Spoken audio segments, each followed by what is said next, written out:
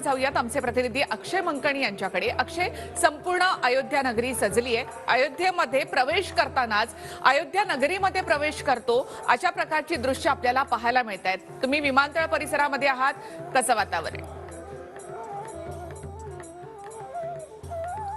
निखिला, आपण पाहू शकतो की सध्या अयोध्या संपूर्ण विमानतळ परिसरामध्ये कडेकोट सुरक्षा व्यवस्था जी आहे ती लावण्यात आलेली आहे। खरं तर संपूर्ण देशभरामधले नाही तर जगभरामधले जे VVIPs आहेत त्यांना अयोध्या रामलल्ला जन्मभूमीमध्ये निमंत्रण देण्यात आलेलं आहे। रामलल्लाच्या प्राणप्रतिष्ठापन सोहळ्याचं हे निमंत्रण देण्यात आलेलं आहे। जवळपास 7500 कार्ड जे आहेत ते VVIPs, जगभरातले VVIPs आहेत त्यांना देण्यात आलेले आहेत। त्यामुळे त्यांची सुरक्षा व्यवस्था करणं ही आता आपल्यावर म्हणजे अर्थात भारत सरकारवरची जबाबदारी आहे। त्यामुळे संपूर्ण कडेकोट सुरक्षा व्यवस्था जी आहे ती लावण्यात आलेली आहे। अयोध्या विमानतळावरती आज जवळपास 100हून अधिक फ्लाइट जे आहेत ते टेक ऑफ आणि टेक ऑफ घेणार आहेत आणि लँडिंग सुद्धा करणार आहेत। त्यामुळे इथची संपूर्ण व्यवस्था जी आहे ती कडेकोटपणे वाढवलेली असल्याचं सध्या पाहायला मिळतंय। सकाळी 5 वाजता फ्लाइट आलेली आहे, त्याच्यामध्ये देखील काही VVIPs निमंत्रित मंडळी आहेत ती अजून देखील एअरपोर्टच्या बाहेर पडलेली नाहीत। सर्वच VVIP मंडळी जी आहे